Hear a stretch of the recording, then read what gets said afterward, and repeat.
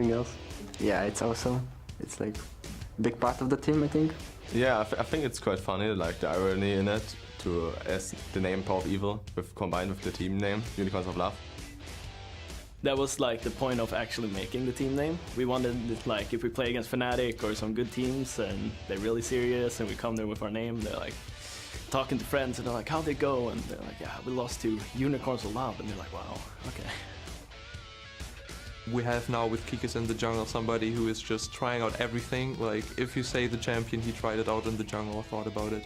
I think it's good when the player feels good on the champion, even though he might be like not exactly in the meta, or maybe there's a better pick in the situation. But if player feels good on some champion, he will perform better, will have better attitude, and the game will go better overall. We always like to look for picks that may change the meta a bit. Well, we always have like the main meta game that you usually follow, but on top of this you have the off-meta picks that you can always pull out. I think in some games we will most likely surprise the enemy and get a win, but obviously in LCS you can't do that every week. Now we're actually doing this for a job, so now it's not as much play, but more about being serious. I'm totally looking forward to playing on the big stage. It's first split of every player of ours. We're gonna play mostly first time on stage like that every week. The first split is like a lot of learning. We are willing to show them who we are and what we can do. It's not only the name. Well, they certainly seem to be adjusting quite well. Now, it is time for our final match of the day between Unicorns of Love and the LCS veterans of Elements. Now, both of these teams are coming off a surprising day one result, but, you know, only one of them had a really strong opener, Deficio. Yeah, Unicorns of Love, they look great against Gambit. Completely destroyed him, 28 minutes long, fastest game of the day, of course. While Elements, shaky performance against Fnatic here, really looking to bounce back now. Yeah, let's see if they can. Now let's take a look at the lineups. Over on the blue side for the Unicorns, it is Vizichachi in the top lane, Kikis in the jungle, Power of Evil in the mid lane, Vardag's the AD carry, and his support will be Hillisang. Yeah, Power of Evil yesterday, he got his Syndra pick here, and I'm not sure that's going to happen today because he was insane. I mean, it is his main champion. It was nerfed in 5.1, but he doesn't care about that.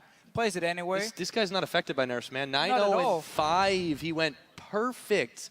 I mean, it was just really, really crazy stuff, and they really snowballed on that. And it's a scary thing about Unicorns of Love because Power of Evil is so good in the mid lane, and the rest of the team, they put a lot of resources on him here, and as long as he gets a good start, he can completely take over the game. We saw it yesterday. Rest of the team actually just followed him around, picked up kills left and right, beat out Gambit.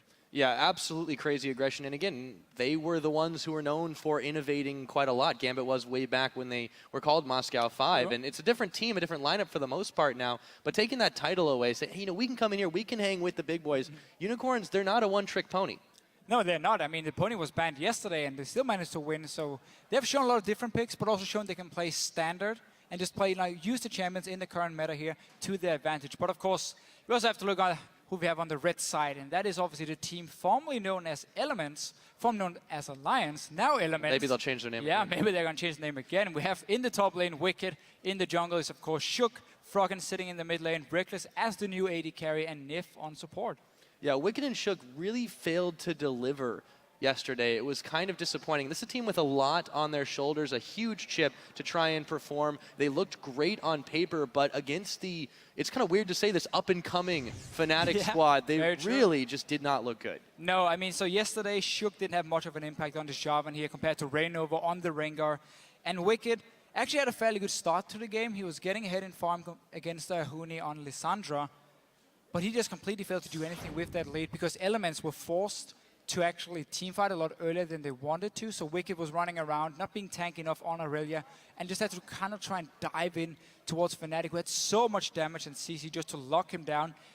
And then Elements had no real solution to the problem and just kept trying to teamfight and teamfight and teamfight, which meant Wicked ended up dying 11 times in one game. So for the fantasy owners, that's not too good. Yeah, a bit of a bust for week one. So maybe they can do a little bit better this time around. Again, they have put all the expectations on themselves. They've hyped themselves up quite a lot. New banner, they brought a new AD carry in, and a lot of people have said that, oh, well, maybe it's not so much of an upgrade because Tabs was quite a good AD carry. Reckless is obviously a great AD carry, and when you go from 9 to 10, how much better can it get? Exactly. It kind of has gone downhill, though. I mean, Reckless didn't even have that much of an impact, and it was really, really strange to see that kind of performance on day one. Yeah, very true. Was a disappointing performance, but again, it is only week 1.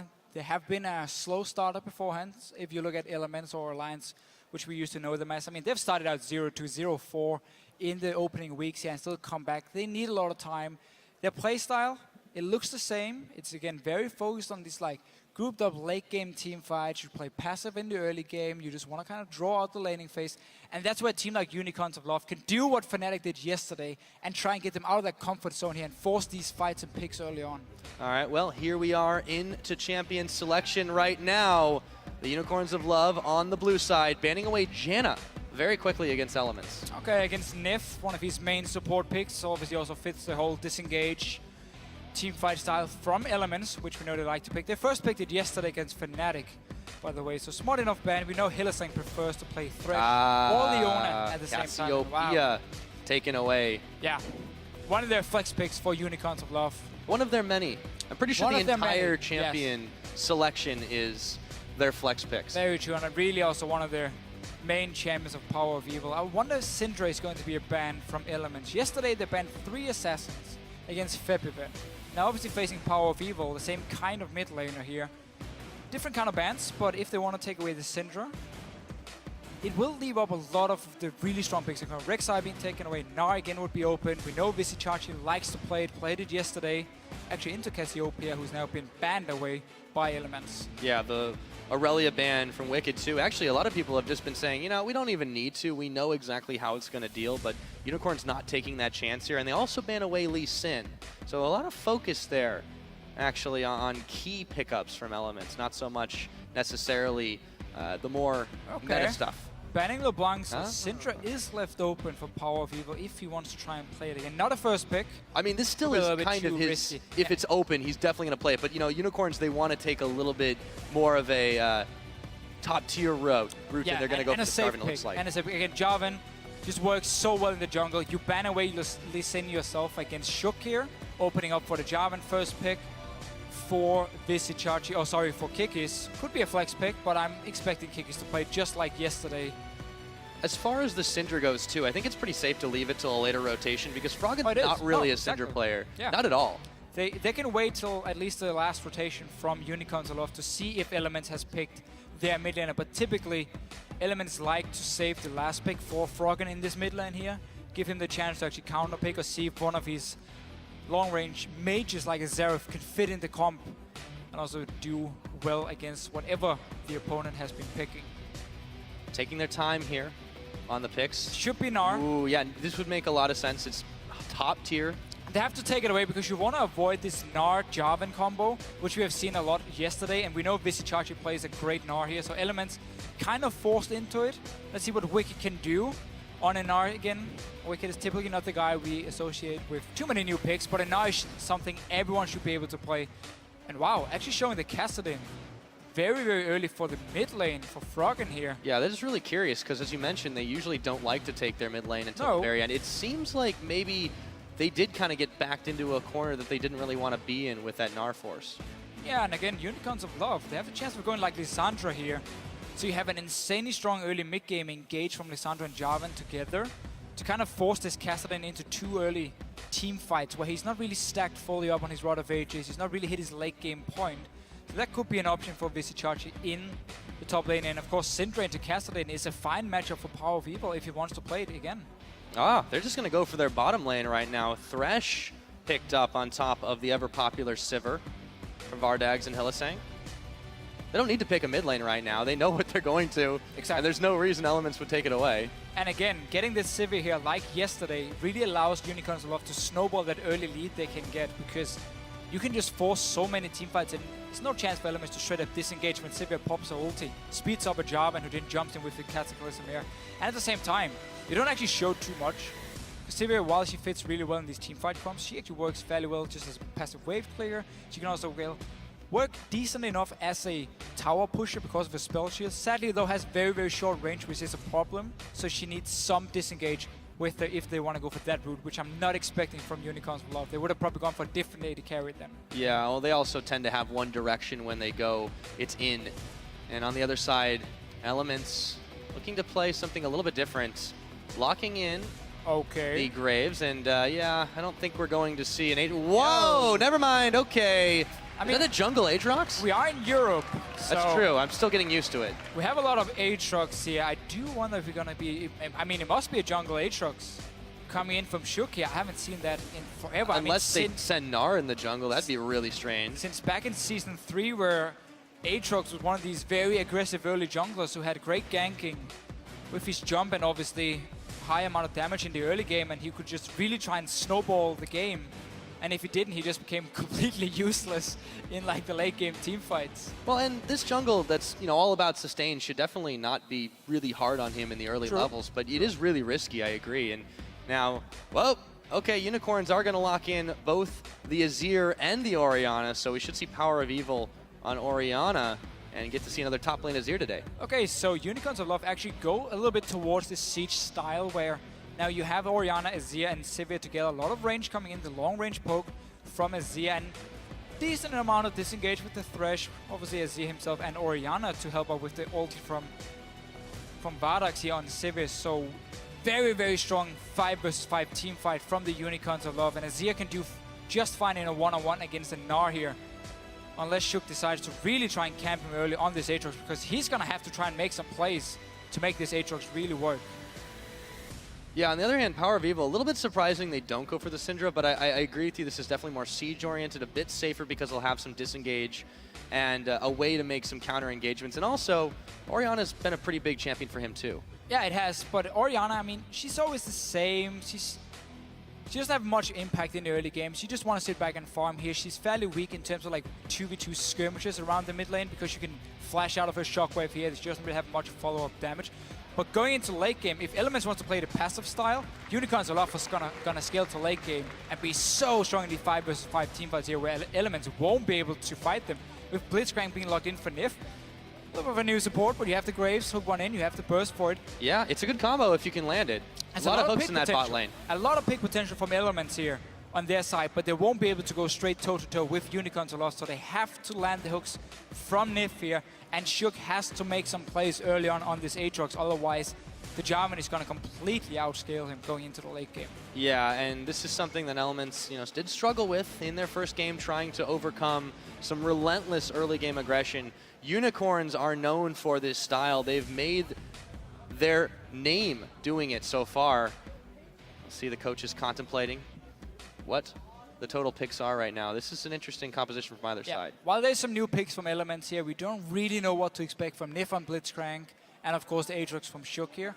I kind of like how they change up the style at least a little bit and go for a bit more early aggression and not just sit back and like play super passive, wait for late game, because that's Unicorns of Love comp, which is going to basically outscale them in this situation. So if Alliance here can make the plays early on, create these picks here, get Froggen going on this Kassadin as well, they might actually be able to punish a fairly slow scaling Unicorns of Love come with the Orianna and Azir. Yeah, a little bit of a switch around there. We'll see how it works for them. But with the picks and bans all locked in, it's time for us to chime in and let us know who you think is going to come out on top. Tweet at LOL Esports using the hashtag UoL win or EL win, and we'll add it up very shortly. So let's see what we get here. Last game of week 1 of the LCS. We have had some great games. There's been a lot of action going on. Marching out the gates. And you know what's crazy? Both teams have 4 dragons to start the game. Yeah, that's impressive. That's new. Not a bad start for both of them. Surprised they were able to do that in about 30 seconds. All right, so when you have Blitzcrank, you have one of the best level 1s as long as you can actually get the engage here. So Elements straight up out of the gates into the enemy jungle. No surprises here. Gonna place a few deep wards to try and spot if Unicorns of Love are sending around the dual lane towards the top side. Because Nif on this Blitzcrank here against a Sivir and a Thresh lane might actually see Elements try the lane swap and just have Nif roaming around on Blitzcrank, get the level 2 in the lane, then start roaming and create picks together with Shook very early on. But they're definitely going to take their time about it, waiting for the right moment. So just the deep wards in, and they back right on out. I wouldn't be surprised if they try round 2 or go down to the bottom lane, but it looks like at this point they think that the window is closed. Well, they've used all the wards here, so they got all the information they need. They can see if Hylissang and Vardax decides to recall and walk towards this top lane, which is also why we see both Reckless and Nif staying around up here. And Hylissang and Vardax say, fair enough, we take the lane swap. Now they just really have to watch out for Nif on this Blitzcrank when he gets to roam around. Yeah, it doesn't matter how safe as well, even in lane, Vizicachi is going to be on that Azir. If he gets pulled in, it's going to be very difficult for him to stay alive. Here we go, round number 2. Elements coming in, eyeballing the Gromp. And yeah, potentially the blue buff there. Shook's going to get some help from Nif and Wicked. Very standard in the lane swaps here, especially when you know it's going to be a 2v1 on the top side. You invade on the enemy blue buff from Elements here, so you make sure you at least get 2 buffs for your own jungler and not get 3 buffed by the enemy team. So a very standard invade, nothing special yet. Kick is actually started on his own red buff, and I remember him doing this at IM San Jose, but that was in a standard situation where he then walked straight into the enemy blue buff and actually found the Evelynn and just killed him straight away. But because it is a lane swap, Shook is going to stay on the top side of the map. Wicked's just trying to find a little bit of boomerang action, and Vizzy's not giving it to him, but they'll force both of them to back away to start this one off. Free push for Vardags and Hylissang, though. Yeah, so this means Wicked should just TP down here as fast as possible to pick up all this farm on his now, but he decides to actually save his teleport. Doesn't want the farm here. Again, actually, never mind my statement before. With Kigis being on the bottom side, he didn't actually know if he was waiting in the bush and would just have dived or dove him instantly. So actually, smart decision by Wicked. A little bit too early here with the teleports. He is missing out on the farm, though, and that's not going to be extremely helpful. But Vizicachi's not gotten anything either. He's really being pushed back here by Reckless and Nif. Yeah, staying still 2v1. We know how good Azir is if he gets to just have the one-on-one with the AD carry. Which is also one of the reasons for Nif staying in the lane, making sure Reckless gets a slight XP lead before leaving him all alone. And Wicked now has returned to the bottom lane, placed the ward on the Grump. To make sure to see, okay, Grump is still alive, so I assume now that Kick is gone from this side of the jungle and I can actually move in and get some farm. Quite a lot of information you can get from seeing one frog. It is. Did you know it's actually a fungus? Oh. It's a toad getting a fungus that then goes insane. It happens in real life as well. I'm going to take your word on it. Trust me. I watched it. Ah. Don't remember where. Maybe in this game. Reckless looking for Hylissang. A little bit of damage with the buckshot. It's just going to be a little touch and go here, but there's a lot of catch potential now that Hylissang's kind of hanging out up there and giving a little bit of support to Vizicachi. Ooh, Hook is going to whiz by his ear.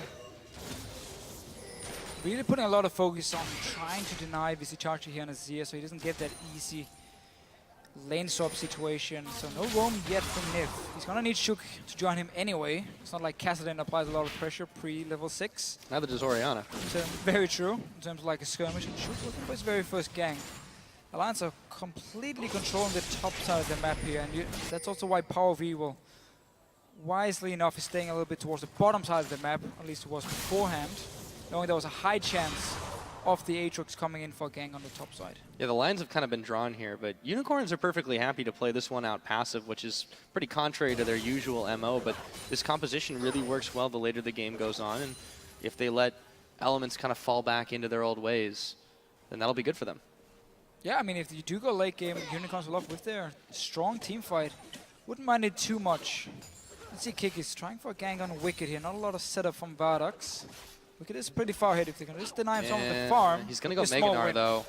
This is kind of hard to deal with. Vardag's actually a little bit low on HP. Here comes Kikis. He's going to hop right on top of him. A little bit low, not quite transforming just yet. Oh, this could be something. No, Meganar really low, flashing forward. And that's a first blood, but wait, we might have an answer. Power of Evil will flash out of danger, but Unicorns of Love pick that first kill up. Meanwhile, up in the top side, Hylissang caught up by Reckless and Nif. Gonna burn his flash hook. Gonna go right through the middle of him and Vizicachi. And an Ignite is burned and nothing else. Nice little juke here, mind games in the top lane. Nif delaying his own hook, waiting for the flash, and then Hylissang instantly just juking to the side here. But Wicked giving up the first blood to Vardax. The boomerang just managed to hit him in the very end so they could flash and finish him off while he was staying very far up in the lane. So nice little gank by Kikis. It's a boomerang battle in the bot lane. It is, actually.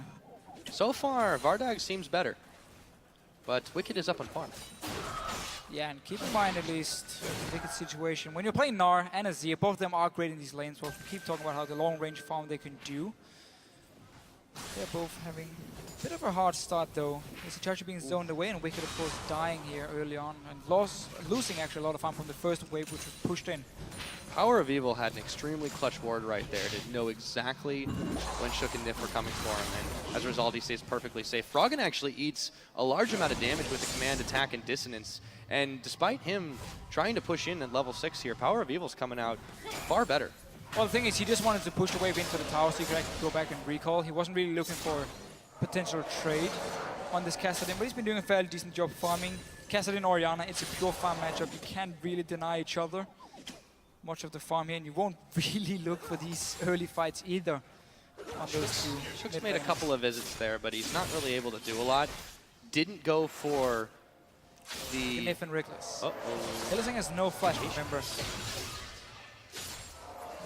This Chachi's a little bit lower too. Hillsing though is the one out of position. Here we go. Nif rolling forward, looking for a hook. Does not connect. Either one actually. A little bit of a hesitation by Nif. Well, a bit of just kind of all-in hook here. Fairly easy for Hillsing to juke around it. And now he starts roaming, at least getting a ward on this blue buff. Belong to Elements so far, again the top side of the map in this lane swap.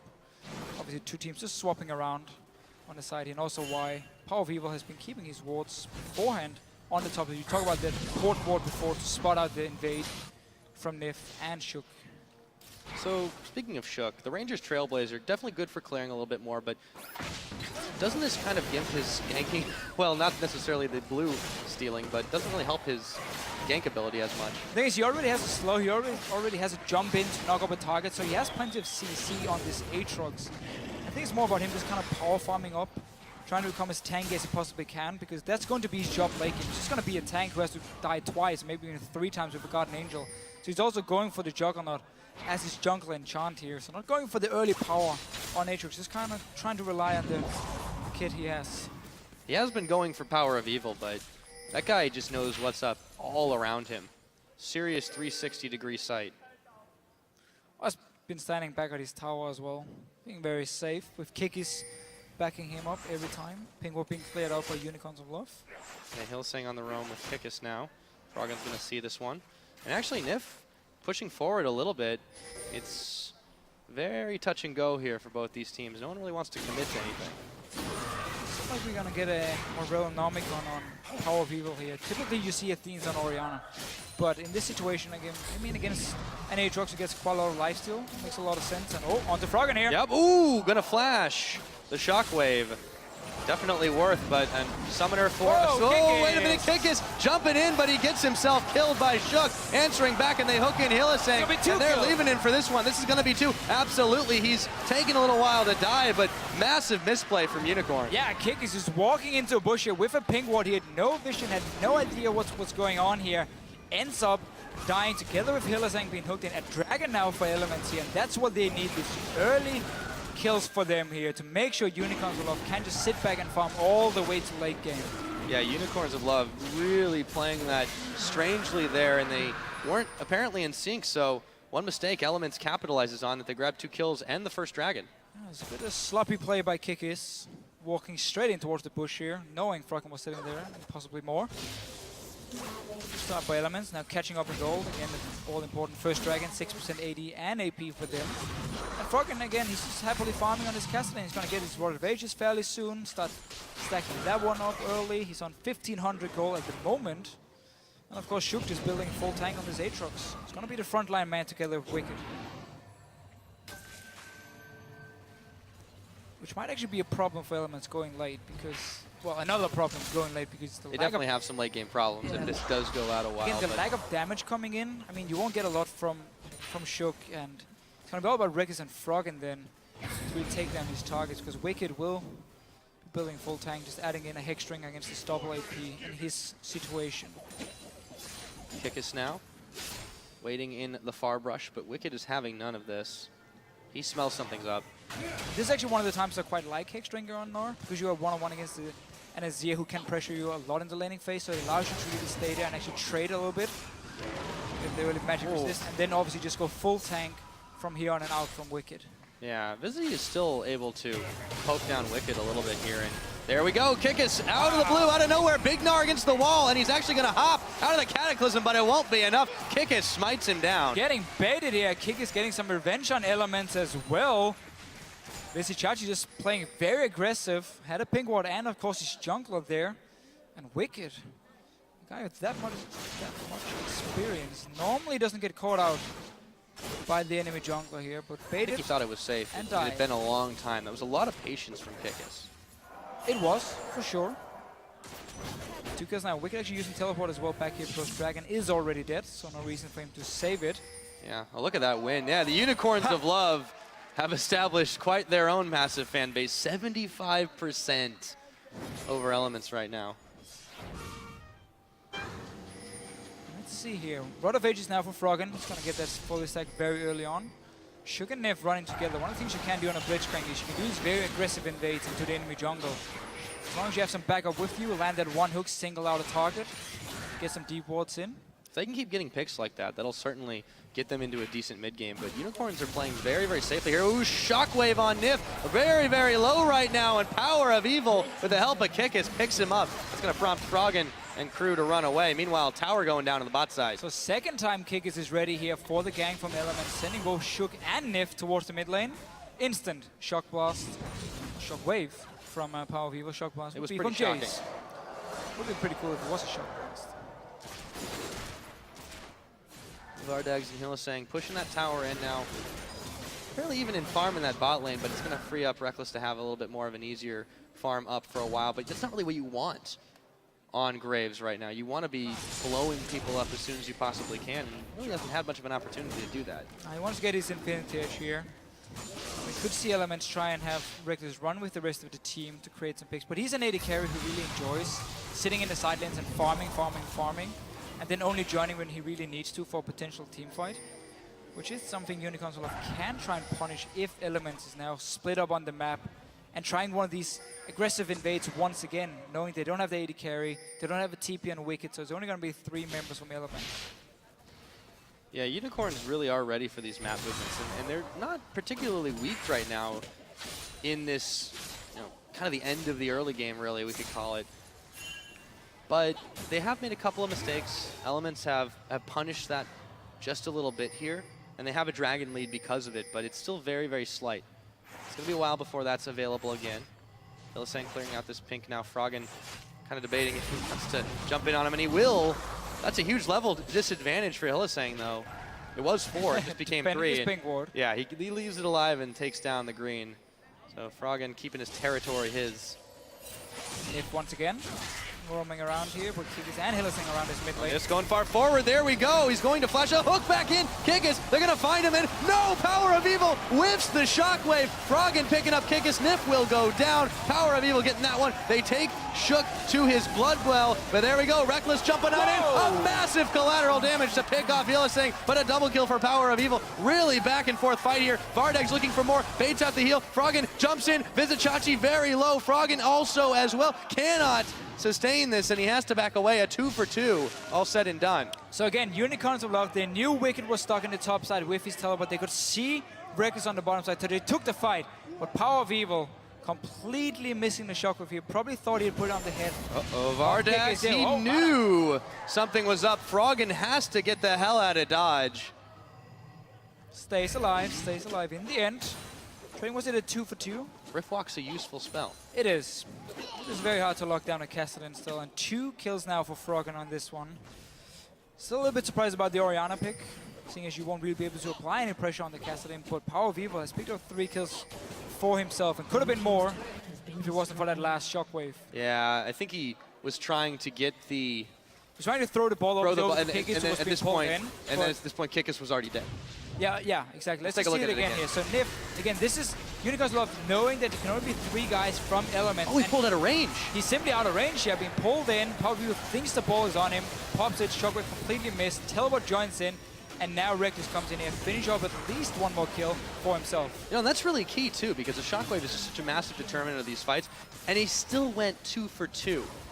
Unicorns are really, really scary in these Keep fights in mind, right now. though, there was a teleport coming in. They were There's another teleport right now. Wow, Kikis getting pulled to safety. Wicked jumping on forward, looking for Kikis. They just need one hit. Cataclysm. Shook is going to take him out, and they are going to grab Power of Evil as well. Shutdown gold going over to Reckless. Yeah, the Unicorns, they shouldn't be fighting right now, especially not with Visi Charges sitting in the top lane. So both teams now have these engages here where the top laner from one side is able to join. The other one is stuck in the lane. So now in favor of Elements, I mean, the 2-for-2 before, that was again 5 versus 4 for Unicorns of Love here. So not really worth it. And Elements getting the 2 dragons, getting a lot of kills early on as well for some very important members, both Reckless and Froggen. They are the 2 damage dealers. Yeah, all the same, though. The longer this game goes, we've mentioned Unicorns have a pretty strong later game power spike. Elements not too terrible either, but it does seem that the Dragon advantage is what's going to start tipping this if they can force the fights that they want. That time they clearly got exactly what they wanted, and Unicorns were off guard. Yeah, Elements' problem late game comes basically from just 2 damage sources. And Kassadin typically is a carry who wants to follow up, and that'll be the guy to go in and directly burst down. In this sympathy, he wants to be the guy cleaning up the fights. Obviously, that's where the burst from a Graves really becomes very helpful. But again, it's going to be all about the picks from Elements here with the Blitzcrank. Decent so far from Nif. Yeah, really Been has caught worked out a few quite well times, from- but has also started quite a lot. Well, they're setting up a pretty good amount of catch and chase, and that's really what Elements wants to do here. But Unicorns trying to stick together tight in this mid. Hook does not connect. Still saying they start eyeballing that mid lane, but they've not got the minions to push into it just yet, and they'll back out for just a moment.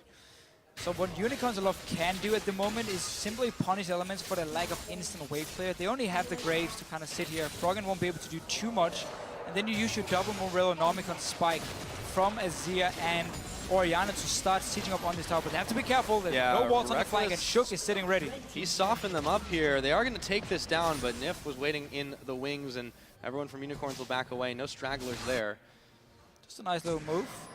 Tasteful for what's going to happen later in the game as well. They've knocked down all the outer turrets here, so in theory they have a bit more map control, but Elements is holding the middle right now, and the Dragon, the 2 Dragon advantage that Elements has is definitely going to help them out here. And Elements not wasting time in this mid lane here. They know they can't just push it down with all the wave clear from Unicorns of Love, so they push the wave and instantly go into this mid, into the jungle, clears a pink ward, takes the red buff here, try and force Unicorns of Love to really come in and face check them and get in a bad situation where Nif can land the hook as well. And this is the Elements that we needed to see yesterday. This is a much more proactive team facing Unicorns head on. And look, they're going to look for something. Kikis, he's going to go with a big Cataclysm and a hook on. Huge shockwave, and it's not going to land on everybody, though. There we go. The big Gnar finding Hilla, saying Nif is going to get the kill so far. 2 for none. Elements coming up pretty big in that fight. They don't even lose Shook.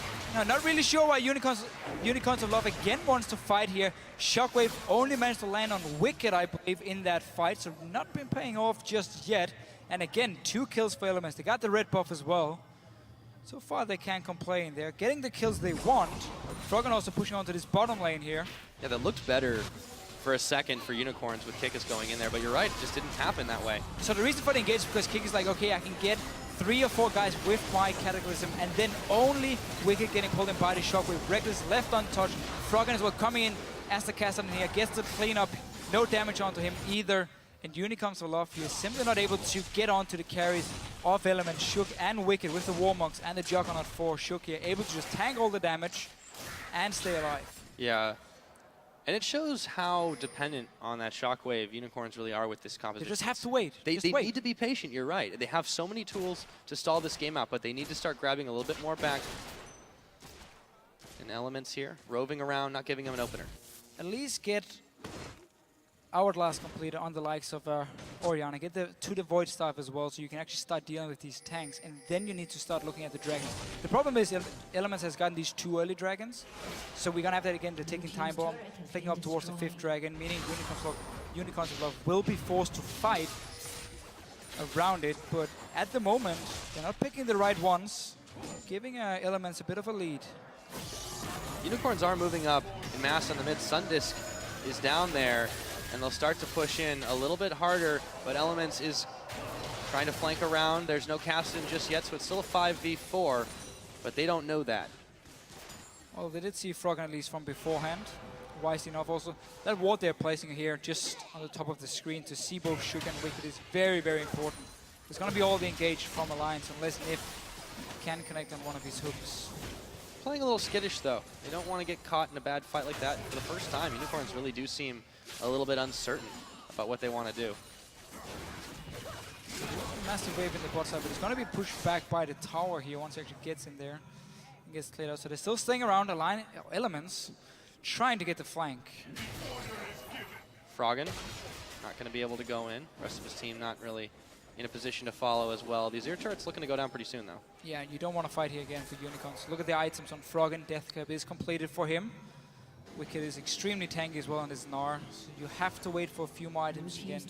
Phantom Dancer needs to be completed at least for Vardex. Even getting that last Whisper is going to be so important for him. Hourglass for the likes of Power of Evil.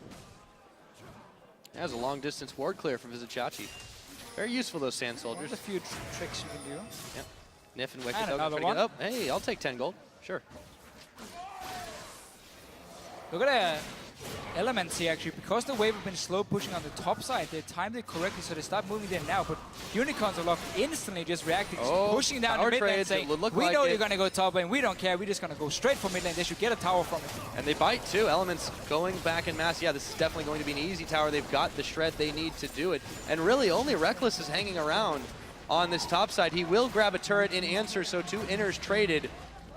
And the towers, I would say, are dead even, but there's an Azir turret in the mix somewhere. So Vizichachi is actually recalling, he has teleport, Unicorns of Love should start this dragon, just try and burst it down and then get out of there before Elements can react in time. But they have to worry about this Baron, potentially, if Elements wants to try and rush it, but a little bit too early. They needed that dragon, though. Really good play. They ran Elements all around a little bit and said, oh, you're going to come back and defend your base. Well, surprise, Oh, we've they already started. taken it. They will. Yeah, They will they're going to go for it. Here we go. No wards around this one here, and because of the dragon start from Unicorns, Elements go straight for the Baron. Remember, it's a lot weaker here, 23 minutes in compared to the last pack. They don't know what's happening either. It's already at half health right now. They've no beforehand, movement. so they're running to it, but it's too late. I mean, this is going to be Baron for Elements, so Unicorns are up with the push up to mid lane, taking the dragon then, and Elements instantly responding. Sneaky, sneaky, and Elements grabs themselves a Baron at 23 and a half, and Unicorns are going to be in for a rude awakening when they see the little purple spheres dancing around. And not exactly the best thing to happen here. There's a lot of good stats for Elements. They grab a blue buff A stack. blue buff for it. Still grab something where they can. But Unicorn's really unafraid to try and grab what little edges they can in this game. Reckless and Nif defending this bottom turret here. That was a cool little setup here. Reckless shooting the smoke bomb to try and blind Unicorns of Love, and Nif could actually land a hook where you could Cover his nuke it. escape. But everyone decided to back away, and now you simply means for Unicorns of Love once again. Sit back and farming. They got the all-important dragon, got the 6%. Also delaying the 5th dragon potentially later on for Elements. With this Baron now, it's going to be very hard to deal with. These super minions are so strong. Well, it's just like you said earlier on in the game, they need to hold back and wait. And if they can wait out the duration of the Baron buff and push back the siege that will commence, they can just keep on doing it, try to grab some more dragons back into this game, and hopefully take the fights. But it's very dependent on a lot of things, and one of them is Elements not taking the incentive here. No, but this is very smart. They push in the mid lane, and now they're moving into the jungle, placing all the wards because Reckless has already built up the wave.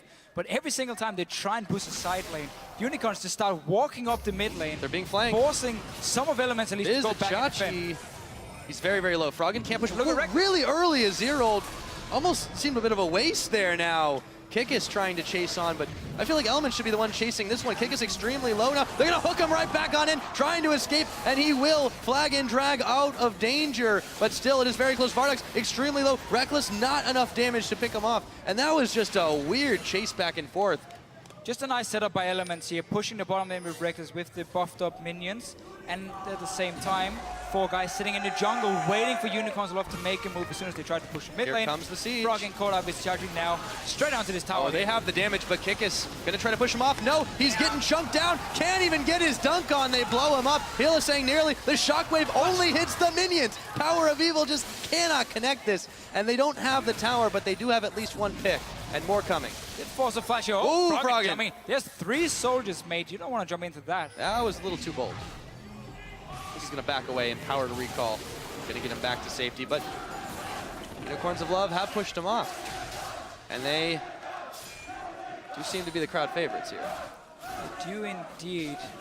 Now, though, again, this Baron by Elements really made it hard for him to sit back and just defend, falling pretty far behind in gold. Froggen is going to get even more farm in this case. I mean, he's had a free game so far. If you pick Orianna into it, you're not going to try and stop him in the laning phase, and then Froggen with the early kills as well from some of the fights we saw happening.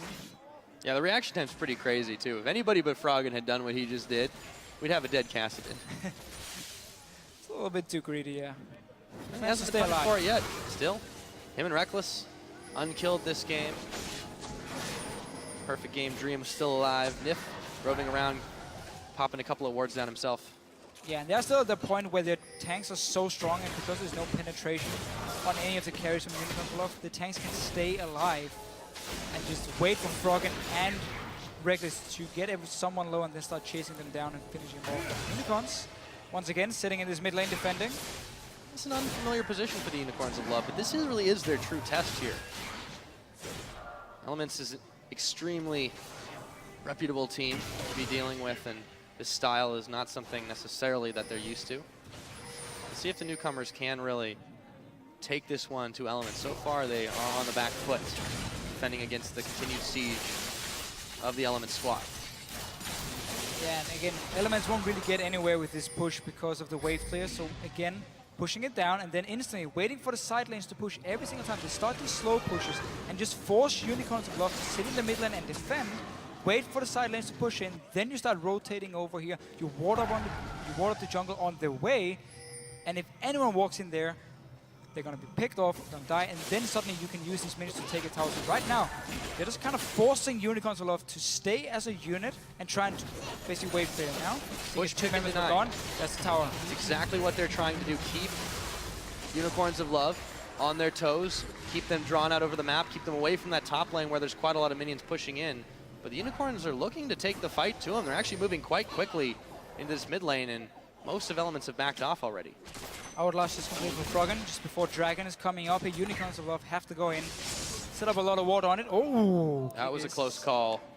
Trying to get towards Reckless. We see the same thing for Unicorns of Love we saw yesterday. 2 early creative vision totems.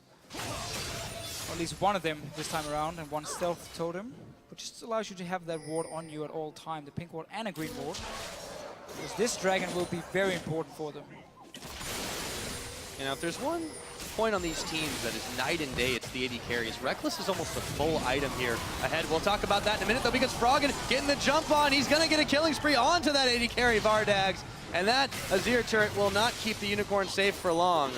Should be dragging out for Elements here. Froggen coming in, slowing 4 people from Unicorns of Love here. He is so strong on this Kassadin. Dragon now, 4 Elements, and again, every time Unicorns of Love try to push a bit forward, engage happens, and they're still not strong enough to fight with more time. This is an extremely important Dragon, too, because it's going to give Elements that movement speed boost that they need to get even quicker jump on the Unicorns, who really just don't seem to know how to react to this pick composition that they're being thrown at. Have at least been defending. Gave up 6 towers, though. Some of them must have been obviously the Azir turrets. At least one. Yeah, at least one of them, yeah. 5 turrets are gone from the map. The other one hasn't self-destructed yet. Ah, there it goes. But it's also credit to Elements here, playing the side lanes really well and using those minions to force Unicorns to split up as a group or lose their towers here on the side lane. So it's just smart side wave control by Elements throughout the entire game, actually. Pace is slowed down a bit as Unicorns realize that they can't straight up engage Elements right now. The latter, though, are not letting up on the pressure, moving once again into the Unicorns jungle, picking off a couple of wards as they go. And I like this. Instantly go in and set up for another Baron here. Place down your ping wards, get the Scuttler down as well. And basically say, okay, Unicorns, if you don't move in here and try and fight us, we might just sneak the Baron again like we did last time. There's a little ward being placed just outside the Baron pit that Elements needs to clear with either a pink or they know obviously exactly the Oracle where it coming is. in from Nif here. But this Baron is no secret right now. They have to try to bait this one if they want Looks like they might do just that. Actually moving forward here. And 3 members of the Unicorns, 4 now with Power of Evil. Oh, Power of Evil. Caught a little bit farther behind. Oh, Zanya's everything. Froggen with the bait. And now this is looking horrendous for the Unicorns of Love. Froggen picks up a Rampage kill. Meanwhile, everyone else is getting blown up. Reckless coming up with a Rampage of his own. And Froggen just chasing away the rest of the Unicorns. Here we go, Emperor's Divide. That's not going to keep him out for long. But he decides to not keep pushing, and Power of Evil actually gets away, sneaking a back in the Elements jungle. Froggen them, and onto Power of Evil. There's of course no magic resistance because he didn't go for their themes earlier. Wanted that Morello Nomicon to be a little bit more powerful in early to mid-game and get that healing reduction against the likes of Shook here. Might regret it now after you saw the damage from Froggen onto him. This Cassidy is extremely fit. Yeah, that will be Baron. Second Baron for Picked up, yes. Baron number 2 for Elements. They have well controlled those buffs this game, and Unicorns starting to get backed up against the wall here. 10,000 gold in the hole against this Elements team, and they really just don't look together. They try to sneak objectives, but this team of Elements is way too quick for them. They are, and obviously punished Unicorns a lot for trying to fight early on in the game, where we had a lot of team fights going on, at least a lot of small 3v3, 2v2 fights. Now Froggen moving out towards this bottom lane. Trusted body Shook with him. Is Unicorns of Love trying to set up a trap here? Looks like they are. There's a Chachi Hill saying in Everyone one rush, and the down rest here. in the other. Waiting for Froggen to go. Ooh, very early move by Kikis, actually. Froggen gonna get flayed in. He's gonna try to get away. Look at that damage, though. They will pick him off, but that's gonna take a while, and they spend so much. Wait a minute! He manages to get Power of Evil. In the meanwhile, everyone else from Element says, that's just fine. We're gonna take your middle, and I cannot believe Froggen's damage there. Element's still going. It's a base race, but I think Element's is going to win this one. Elements are so far ahead. They can get inhibitors here. Unicorns of Love, knowing they can't defend it, just have to try and trade it, but they have to go back now, otherwise they're going to lose the entire game. Yeah, they have to back. You're right. Only one inhibitor. Big super minions right now. They're going to lose one Nexus turret. They're going to lose what looks like another one. Here we go. This game is going to come down to the wire. Can they push them back? Visit Chachi. He almost gets blown up. Yes, he is. And Power of Evil. He's coming right back up. But can Unicorns defend until the end of this game? The Nexus, they're focusing it down. Oh. That's going to be GG. And a sigh of relief is breathed by every member of the Elements. Elements here changing up the playstyle and composition compared to yesterday, where it was very slow paced. Now they were the ones making the plays. We have Nif on the Blitzcrank here, roaming around Froggen, of course, on this Cassidin. The Orianna pickup for Power of Evil did not work at all. No shockwaves made any impact. Couldn't shut down Froggen at all. And I mean, just here in the end was just dying 1v5. Oh well, killing someone 1v5. The shockwaves were so underwhelming. He did not make the impact he needed, and when they got behind, the Unicorns made that mistake, rookie mistake, of just trying to fight over and over again. But against this team that has come out on top, there is no victory. The Elements have prevailed.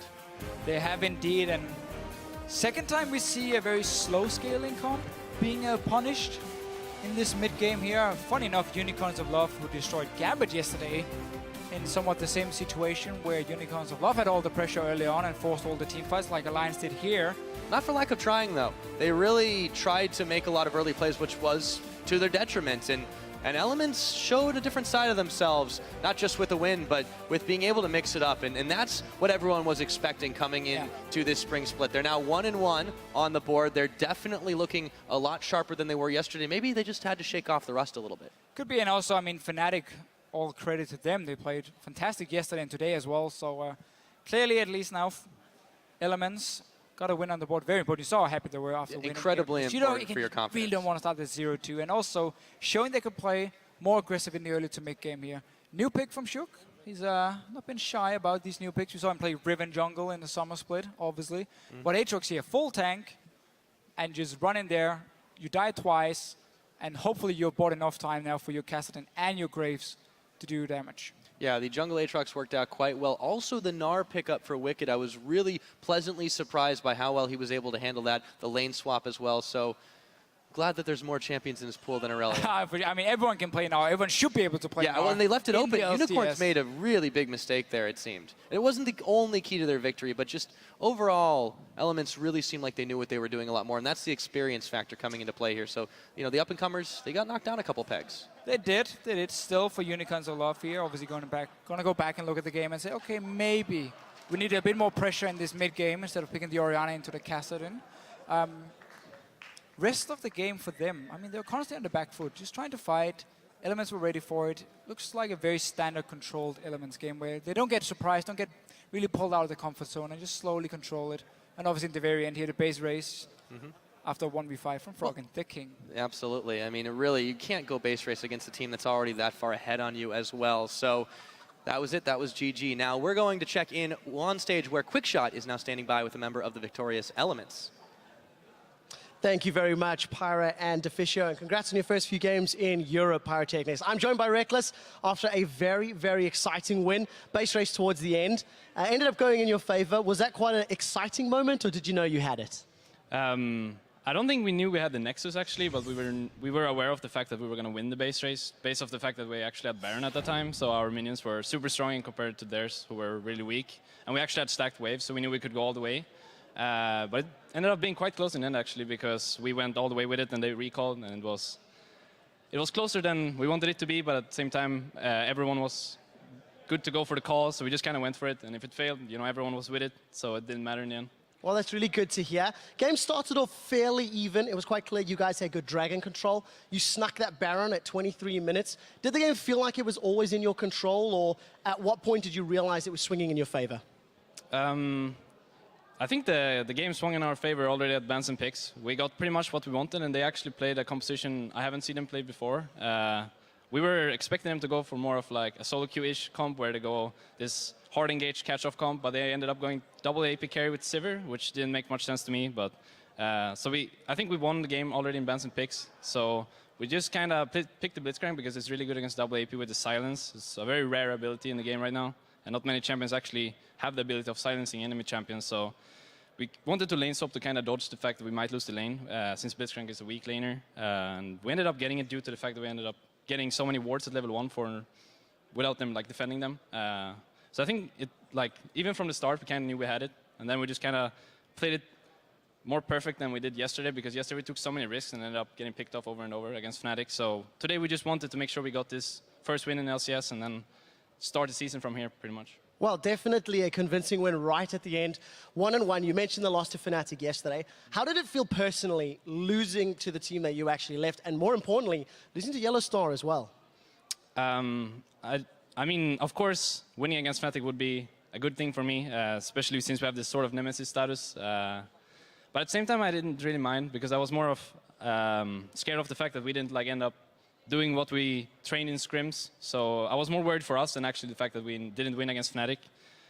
And towards Yellow Star, I felt like we actually won the lane yesterday, me and Nif, so I guess we had that going for us. But at the same time, like, we didn't care much about the game yesterday, about the fact that we actually lost it. We cared more about the fact that we ended up doing things we didn't practice. So today we just went into the games and did things we practiced, which is like kind of unorthodox, like Aatrox and Blitzcrank, which no one else play.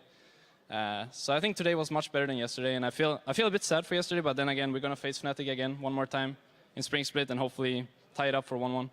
All right, well, we'll have to see how that next matchup does work out. I do want to ask about some of the practice and, you know, the differences that you're experiencing in Elements in contrast to Fnatic. We heard in the video feature you were mentioning how you got a play style or a mindset that is more what you're looking for out of a team. What exactly is that, in your opinion?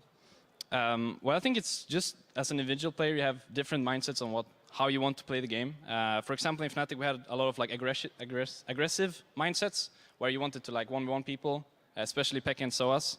And I'm not the kind of AD carry that kind of want to go for these 1v1s. I'd rather play it safe, to not take a risk, and then play it together. And I feel like that's what Elements kind of do. We go for these dragons and try to go for these safe plays and keep the game on a low kill score. And I feel like it just fits so much better with my style.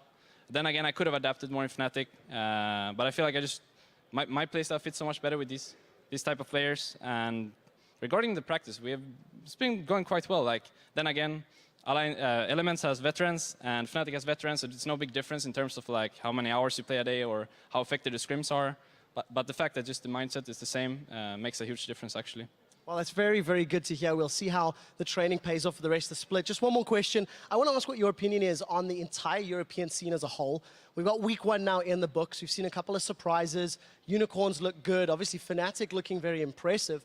What's your opinion on the top bracket and the bottom bracket of the 10 teams, and sort of how many teams are there? You know, is it a top 3, top 4, top 5, in your opinion, and why? I think this year, actually, many teams can shake up the board, because all these new teams coming in with so many motivated players, ending up fighting against these veteran teams, it's actually very close games. I'm more surprised this year than I was last year, so I don't think it will be a top 3. I think it will more be a top 5. And then again, these teams can shake it up heavily, especially Unicorns, who I see as a top 5 team, definitely. Even Wolves yesterday impressed a bit, so it's like all these teams are coming in and improving a lot, and I think that has a big part to do with the coach being like more active now, because every team didn't have a coach last year, so every team actually getting a coach this year makes these, so to say, worse teams last year a lot better already. So I think this year will be a lot closer than last year, definitely. Well, it definitely makes it a lot more exciting for the viewers and for us to shoutcast. Congratulations again on the win, Reckless. We'll be seeing you more soon. We're going to throw it back over to Shox and Crepo to break down the day and wrap up the week. Thank you very much, Quick Shot. Fantastic interview with Reckless there and fantastic performance by Elements. We heard Reckless say, I knew we won the game at Picks and Bans. The comp didn't make much sense to me. What sense did you make of it? I get what he's saying. You know, they practice these pickups and they practice this aggression, and it worked for them in scrims. However, I think Unicorns of Love could have played their composition slightly differently and played it a little better. So they have a mix between engaged. So if you see Sivir, what do you imagine? You imagine Sivir popping the ulti and going in. But at the same time, if you look at what Elements is bringing, you know, the Gnar wants to catch somebody, the Cassin wants to jump forward, the Aatrox wants to jump forward. What if you use that Sivir ulti to walk backwards, and then you have the J4 to Cataclysm forward, and then EQ out, kite them, and with kite, running into an Azir Orianna comp is incredibly dangerous. So I feel if Unicorns of Love held that Orianna ulti a little longer, used the Azir ultimate to push Elements back, and then make them run out of gap closers, make them run out of damage, and then turn with the Sivir ulti, they could have won a lot of these fights. And I'm just going to immediately jump into a replay that highlights the fact how Elements is winning these fights, but also where UoL is misplaying it. If you look at Kikis, he's immediately going in, he's engaging into like a counter hard engage, and immediately comes out the Orianna ulti, but it's too early. Look at the power from that Azir ulti though. That could have been really big in the fight if Vardax didn't get hooked by Blitzcrank. He got hooked with Spell Shield up, and that should never ever happen in like the highest level of play. So UoL was making mistakes. Congratulations to Elements for picking them out, but I do think if they would have kited backward, used their disengage and their consistent double AP damage output, they could have basically out-resourced Elements at one point. But props to Elements. They zero hesitation picks. Nif landed a couple really good hooks in those fights. He dragged the AD carrier and killed him, and then Power of Evil just jumped the gun every time a little too early. What a Zhonya's flash, every single Orianna ulti didn't really connect the mark, and that was sad to see. Yeah, praise where praise due. Also, the flanking from Fraggen on Kassadin was very impressive at times. Good one for Elements here on Unicorns of Love. Both 1-1 in the weekend. Now, at the end of week 1 of the spring split, here is how the standings settled. With a perfect 2-0 record at the top of the tables are Fnatic, Giants, SK Gaming, while H2K, Meteor Makers, and Gambit will enter week 2, still looking for their first win.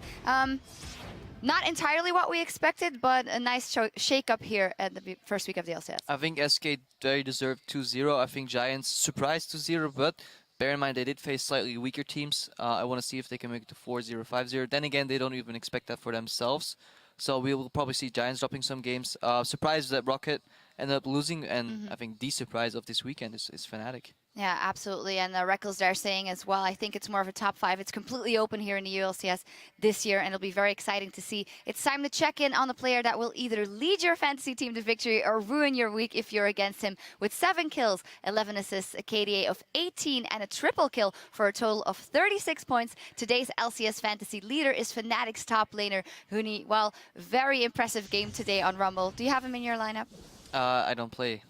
Oh, right, because you're not able to select yourself. Exactly. But yeah, I was really impressed by his turnaround Rumble ultis and the way Fnatic played around that. He held it. See, that's the difference between, for example, Orianna ultis from Power of Evil this game. They were slightly mistimed. Huni baited the enemy team in. They came in. He turned that around with a Rumble ulti. They couldn't retreat, but they couldn't fight either, and they essentially just got grilled by by great play by Huni. There was some top-tier action this week to kick off the split, and we have chosen the lineup of another OP pros that stood above the rest in their season openers. 5 OPs, and the first one is for Givengree, his re-entry into the LCS in style with SK Gaming. Fantastic job for him. Although it was a team effort by him, he definitely contributed his part. I just love the fact that he changed his name to Forgiving Greek, and I just added the Greek crowd in there. But yeah, if you look at his CS numbers, that guy can farm. He's always in the game with insanely high CS numbers. Even when we do a queue, it's really fun to see just how much farm that guy gets somehow, and his gap close usage is amazing.